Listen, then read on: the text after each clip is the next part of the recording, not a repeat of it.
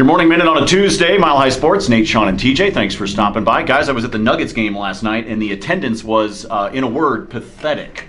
Second game of the year against an Eastern Conference opponent, John Wall coming in and all of that. And the stands, they were vacant. Ryan's behind the camera right now. He can attest to that. He was there as well.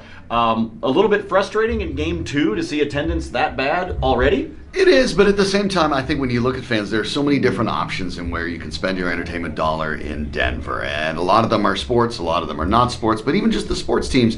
Fans want to see a consistent level of success, not just a blip. That's why this Rocky season was so important for them. If they build on it and do this again next year, then they're really on to something. But it's basketball. You're in a big concrete box. It's not something like baseball where you're in a nice warm Colorado summer outdoors. Different apples to oranges type comparison.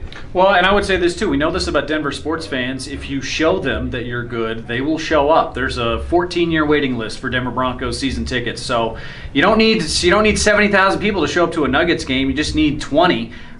So win some, show fans that you deserve some attention, and they'll give it to you.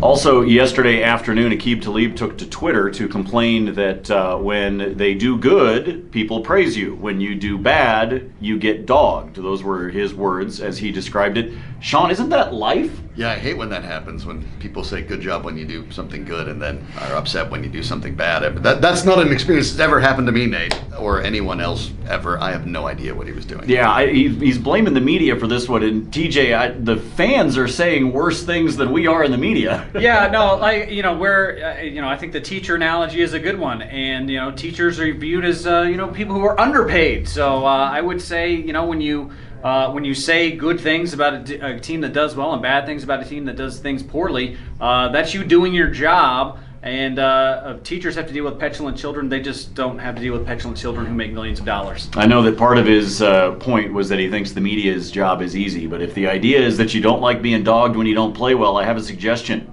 Play better. He also asked about what they make, because it was curious what journalists, writers make, and the average, by the way, is about $37,000. So I don't know what you guys are doing, but I'm going to get in my Ferrari and drive up to I have a giant place up in Beaver Creek and a yacht up on the lake. It's fine. Last thing we'll leave you with that Shawn pointed out on the radio show this morning. If this is what Chris Harris and Aqib Talib are saying publicly, imagine what's happening behind closed doors right now with the Broncos. This is going to get interesting emotionally over the next few weeks if things don't get better. We'll keep an eye on it. We'll be talking about it with you every morning on Mile High Sports Radio. But for now, for TJ, for Shawn, I'm Nate. We'll see you.